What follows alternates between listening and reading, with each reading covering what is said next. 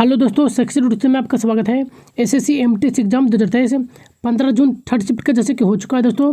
आज हम इस सेशन में 15 जून थर्ड शिफ्ट में जो क्वेश्चन पूछेगा, हम सभी क्वेश्चनों का एनालिसिस करेंगे। ये सभी जो क्वेश्चन होंगे 100% रियल एवं ऑथेंटिक क्वेश्चन होंगे, तो सेशन को पूरा जरूर देखिएगा दोस्तों। एक बताओ दोस्तों, यदि हमारे इस चैनल पर पहली बार आए हैं तो इसी तरह का कंटेंट पाने के लिए हमारे चैनल को सब्सक्राइब जरूर कर लीजिएगा और बेल आइकन को भी प्रेस कर लीजिएगा, ताकि हमारे द्वारा जब भी कोई सेशन अपलोड किया जाएगा तो सबसे पहले आपको जानकारी मिलेगी। तो इसलिए बेल आइकन को जरूर प्रेस कर लीजिएगा। और एक बताओ दोस्तों, जो भी एग्जाम होते रहते हैं उसका एनालिसिस अपने इस चैनल के माध्यम से करवाता रहता हूँ, तो इसलिए इस चैनल को सब्सक्राइब भी जरूर कर लीजिएगा और अपने दोस्तों के साथ भी अधिक से अधिक शेयर कीजिए, ताकि इसका सभी बेनिफिट उठा सकें। तो चलिए सेशन को शुरू करते हैं। और हाँ दोस्तों, इसका पीडीएफ यदि आप प्राप्त करना चाहते हैं तो हमारे टेलीग्राम चैनल को ज्वाइन कर लीजिएगा, जिसका लिंक आपको इस वीडियो के डिस्क्रिप्शन बॉक्स में मिल जाएगा। आप वहाँ से इसका पीडीएफ प्राप्त कर सकते हैं। तो चलिए सेशन को शुरू करते हैं। क्वेश्चन जो पूछा गया था कि क्षेत्रफल की दृष्टि से भारत के सबसे बड़ा राज्य कौन सा है। तो क्षेत्रफल की दृष्टि से भारत का जो सबसे बड़ा राज्य है वो राजस्थान है। तो आपका जो करेक्ट आंसर होता राजस्थान, आपका करेक्ट आंसर होता।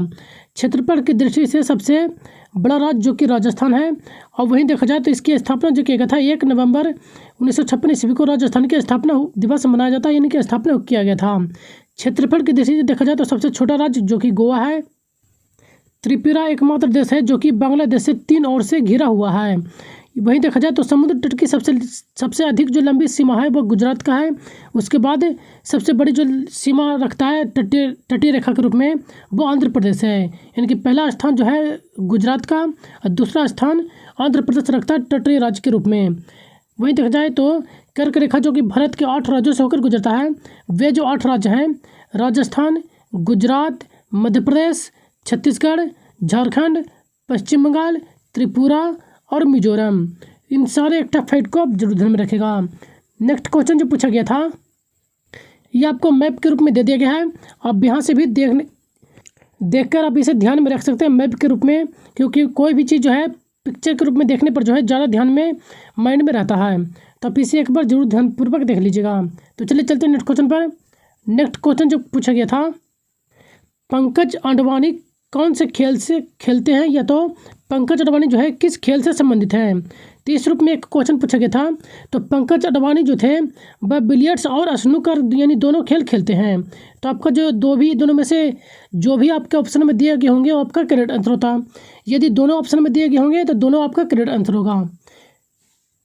कुछ अन्य प्रमुख खिलाड़ियों एवं खेल किस खेल से संबंध रखते हैं उन्हें भी देख लेते हैं, जैसे कि दीपिका कुमारी जो कि तीरंदाजी से संबंध रखते हैं, हिमा दास जो कि धावक हैं, साक्षी मलिक पहलवान यानी कि पहलवानी से संबंध रखते हैं, और जिनसन जॉनसन जो कि धावक हैं, साइना नेहवाल बैडमिंटन, पीवी सिंधु बैडमिंटन, गीता फोगाट कुश्ती, पीटी उषा जो कि धावक हैं।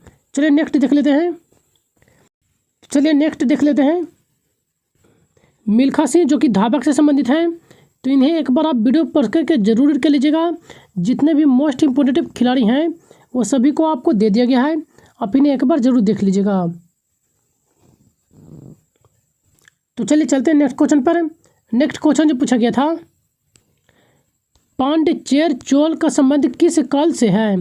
तो इन तीनों का जो संबंध है वो संगम काल से है, जिसका जो कार्यकाल था 300 से लेकर 600 ईस्वी तक जो है संगम काल चली थी। ये तीनों जो है संगम काल से संबंधित रखते हैं। तो आपका जो करेक्ट आंसर होता संगम काल आपका करेक्ट आंसर होता। संगम काल का जो काल था 300 से 600 ईस्वी तक था। इसी साहित्य में जो है 3 दक्षिण राज्यों का उल्लेख किया गया है, जैसे कि पांड्य, चेर और चोल का उल्लेख किया गया है। वहीं देखा जाए तो तीनों में से जो है सबसे अधिक बार जो है चेर का उल्लेख मिलता है। तो इन सारे एक फैक्ट को आप जरूर ध्यान में रखेगा। नेक्स्ट क्वेश्चन जो पूछा गया था, मध्ययुगीन काल में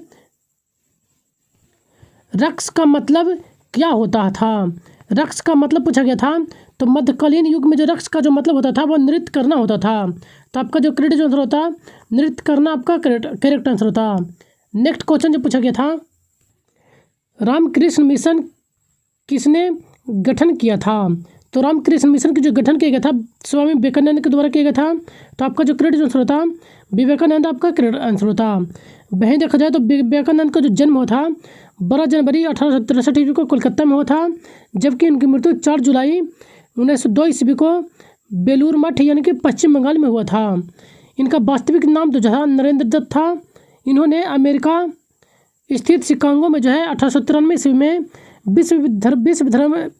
विश्व धर्म सम्मेलन जो हुआ था उसमें भाग लिए थे 1893 ईस्वी में। इन्होंने जो है रामकृष्ण मिशन की स्थापना किया था एवं इनके गुरु का जन्म था रामकृष्ण परमहंस था। तो इन सारे एक फैक्ट को आप जरूर ध्यान में रखेगा। तो चलिए चलते हैं नेक्स्ट क्वेश्चन पर। नेक्स्ट क्वेश्चन जो पूछा गया था, अजहर फिल्म किस खेल पर आधारित थी? तो अजहर जो फिल्म था वो किस खेल पर बनाया गया था? तो ये जो फिल्म था क्रिकेट पर बनाया गया था। तो आपका जो क्रेडिट जो आंसर होता क्रिकेट, आपका करेक्ट आंसर होता। वहीं देखा जाए तो अजहर टोनी डिसूजा के निर्देशित पर जो है 2016 में जो है भारतीय हिंदी बायोग्राफिक स्पोर्ट्स की ड्रामा फिल्म है। ये जो कहानी है भारतीय पूर्व क्रिकेटर इनकी भारतीय टीम के कप्तान मोहम्मद अजहरुद्दीन के जीवन पर जो है आधारित है। तो इसे भी आप जरूर ध्यान में रखिएगा कि यह जो फिल्म है किनके जीवन पर आधारित है, ये भी मोस्ट इम्पोर्टेंट है। तो चलिए चलते हैं नेक्स्ट क्वेश्चन पर। नेक्स्ट क्वेश्चन जो पूछा गया था, निम्नलिखित में से कौन सी एक 10 लाख की जनसंख्या अमाप तक पहुंचने वाली विश्व की पहली नगरीय बस्ती यानी कि मिलियन प्लस सिटी बन गई है? तो मिलियन प्लस ऑफ सिटी जो बन चुकी है वो लंदन है। तो आपका जो करेक्ट आंसर होता लंदन, आपका करेक्ट आंसर होता। नेक्स्ट क्वेश्चन जो पूछा गया था, राज्यसभा के सदस्यों का कार्यकाल कितने वर्ष का होता है? तो राज्यसभा का जो कार्यकाल को जो सदस्यों का जो कार्यकाल होता है वह 6 साल का होता है।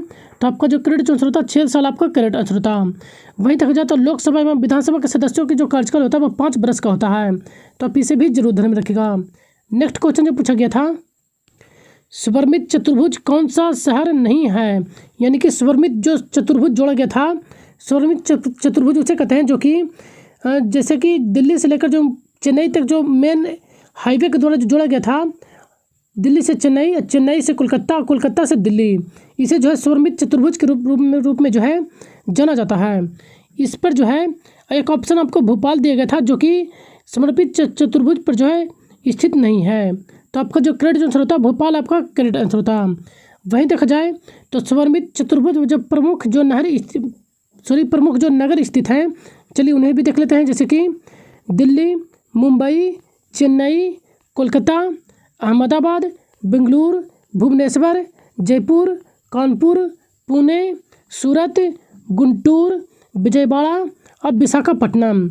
ये सभी जो प्रमुख नगर जो हैं ये समर्पित चतुर्भुज जो NH हाईवे है उस पर स्थित हैं। तो इन सारे को आप जरूर ध्यान में रखिएगा।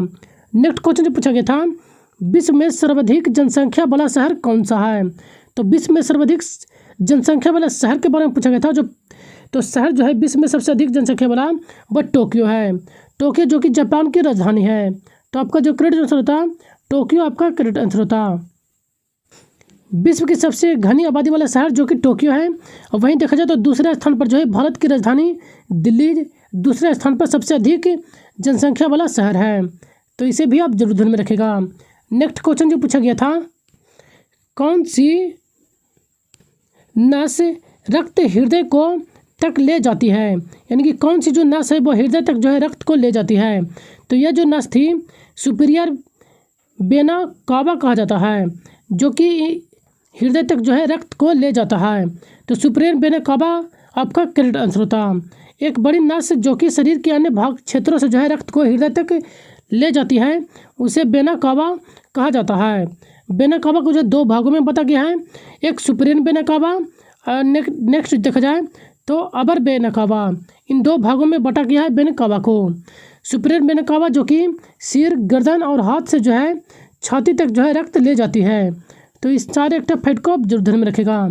नेक्स्ट क्वेश्चन जो पूछा गया था, अनग्रेडेड एन ऑटो जो बायोग्राफी है ये किसकी है? तो यह जो ऑटो बायोग्राफी है, आत्मकथा जो है मिताली राज की है। तो आपका जो करेक्ट आंसर होता मिताली राज, आपका करेक्ट आंसर होता। मिताली राज जो कि जिनकी आत्मकथा अनग्रेडेड एन ऑटो बायोग्राफी है। वहीं तक जाए तो ए शॉर्ट आइट हिस्ट्री, यह जो है आत्मकथा अभिनव बिंद्रा की है। तो इसे अब जरूर ध्यान में रखेगा। नीचे प्रमुख खिलाड़ी एवं उनकी आत्मकथा को दे दिया गया है, तो आप इन्हें एक बार जरूर रीड कर लीजिएगा। जैसे कि सनी डेज जो कि सुनील गावस्कर की आत्मकथा है, आई अल्ट्स ये भी सुनील गावस्कर की आत्मकथा है। गोल्डन गर्ल्स पीटी उषा, जो कि पिछले शिफ्ट में यह क्वेश्चन पूछा जा चुका है कि गोल्डन गर्ल्स जो है किनकी आत्मकथा है, तो यह जो है पीटी उषा की आत्मकथा है। ए टच ऑफ टेनिस, यह जो है निर्मल शेखर का आत्मकथा है। By cricketing years Ajit Wadekar, the match in the middle Gordon Greenidge, इनके द्वारा लिखा गया है। वन मोर मोन over EM Prasanna, test match cricket Tony Greig, और गोल्ड हिस्ट्री बलवीर सिंह, और ब्रेडमैन्स टेस्ट ये जो है रोलैंड पेरी, ये इनकी आत्मकथा है। चलिए नेक्स्ट देख लेते हैं। ये आपको सभी प्रसिद्ध खिलाड़ियों की आत्मकथा दे दिया गया है, तो आप इन्हें एक बार वीडियो पॉज करके जरूर रीड कर लीजिएगा। जैसे कि गोल जो आत्मकथा है यह मेजर ध्यानचंद का है। Cricket my style Kapil Dev की आत्मकथा है। तो आप इन्हें एक बार जितने भी मोस्ट इम्पोर्टेंट खिलाड़ी हैं आप इन्हें एक बार जरूर रीड करके जाइएगा, क्योंकि यहाँ से जो है क्वेश्चन पूछे जा रहे हैं प्रत्येक शिफ्ट में। तो चलिए चलते हैं नेक्स्ट क्वेश्चन पर। नेक्स्ट क्वेश्चन जो पूछा गया था, नर्मदा नदी कौन सी पहाड़ी से निकलती है? तो नर्मदा नदी जो है मध्य प्रदेश के अमरकंटक पहाड़ी के शिखर से निकलती है। तो आपका जो करेक्ट जो आंसर होता अमरकंटक आपका करेक्ट आंसर होता। वहीं देखा जाए तो नर्मदा नदी जो कि मध्य प्रदेश के अमरकंटक पहाड़ी से निकलती है, शिखर से निकलती है। नर्मदा नदी मध्य प्रदेश, गुजरात, महाराष्ट्र राज्यों से होकर बहती है। नर्मदा नदी देखा जाए तो गुजरात के भड़ौच जिले के में जो है अरब सागर में गिर जाती है। नर्मदा और ताप्ती नदी जो कि पश्चिम की ओर बहती है। नर्मदा और ताप्ती ये दोनों जो नदियां हैं यह डेल्टा नहीं बनाती है। तो इन सारे एक फैक्ट को आप जरूर ध्यान में रखेगा। नेक्स्ट क्वेश्चन जो पूछा गया था, मछली के हृदय में कितने कक्ष होते हैं? तो मछली के जो हृदय में जो है 2 कक्ष होते हैं। तो आपका जो करेक्ट आंसर होता 2 आपका करेक्ट आंसर होता। वहीं देखा जाए तो मछली एनिमेलिया जगत के तहत जो है यह संघ कॉर्डेटा से संबंधित है। यह जलीय कोशिकीय हैं। इनमें जो है श्वसन के लिए जो क्रिया जो किया जाता है वह क्लोम के द्वारा किया जाता है। इनमें जो है 2 कक्ष होते हैं, जिनमें से एक अनल और एक निलय होते हैं, एक अनंत और एक निलय होते हैं। इन सारे एक फैक्ट को आप ध्यान में रखेगा। नेक्स्ट देखें तो हृदय को जो है कक्षों या कमरों में विभाजित किया जाता है, जो कि ऑक्सीजन युक्त और ऑक्सीजन रहित के आसपास के निलय बचाने में मदद करता है। यानी कि देखा जाए तो हृदय में जो होता है एक ऑक्सीजन युक्त मतलब कि होता है, और दूसरा जो होता है ऑक्सीजन रहित होता है। तो चलिए चलते हैं नेक्स्ट क्वेश्चन पर। चलिए नेक्स्ट देख लेते हैं। उभयचर और सरीसृप में देखा जाए मगरमच्छ को छोड़कर जिनमें 3 हृदय पाए जाते हैं, यानी कि 3 कक्ष पाए जाते हैं मगरमच्छ को छोड़कर, जिन्होंने इनमें से 2 अल्टरिया और 1 निलय होते हैं।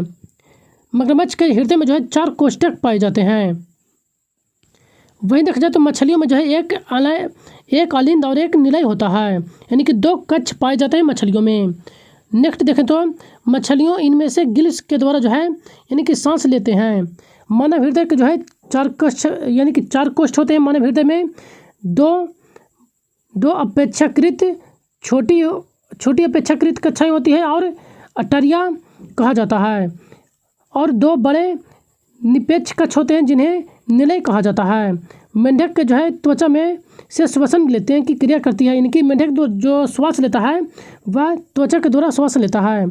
छिपकली का जो है 3 कक्ष पाए जाते हैं, और सार्क का जो है 2 कक्ष पाए जाते हैं।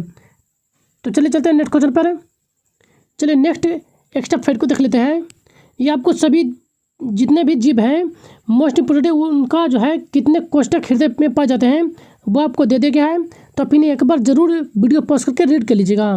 जैसे कि मेंढक के हृदय में 3 कोष्ठक पाए जाते हैं, सांप में 3, घड़ियाल में 3, मनुष्य में 4, चमगादड़ में 4, कंगारू में 4, चिड़िया में 4, और नेक्स्ट पीछे भी देख चुके हैं मगरमच्छ में भी 4 पाए जाते हैं। मगरमच्छ में भी 4 पाए जाते हैं। मछली में 2, सार्प में 2, मधुमक्खी में 5 और कॉकरोच में 13। तो इन सारे एक्स्ट्रा फैक्ट को आप जरूर ध्यान में रखेगा। तो चलिए चलते हैं नेक्स्ट क्वेश्चन पर। नेक्स्ट क्वेश्चन जो पूछा गया था, कथकली किस राज्य का प्रसिद्ध नृत्य है? तो कथकली एक शास्त्रीय नृत्य है जो कि केरल राज्य का एक शास्त्रीय नृत्य है। तो आपका जो करेक्ट जो आंसर होता, केरल आपका करेक्ट आंसर होता। मैंने इस पर ऑलरेडी सेशन आपको करवा दिया था, इसलिए कहते हैं जो भी एक्स्ट्रा फैक्ट आपको बताया जाता है तो उसे ज़रूर ध्यानपूर्वक रीड करिएगा। चलिए इनसे संबंधित अन्य एक्स्ट्रा फैक्ट को देख लेते हैं, जैसे कि भरतनाट्यम जो कि तमिलनाडु राज्य से संबंधित है, कथक उत्तर प्रदेश, कथकली केरल, कुचिपुड़ी आंध्र प्रदेश, ओडिसी ओडिशा, मणिपुरी मणिपुर, मोहिनीअट्टम केरल, सत्रिया असम।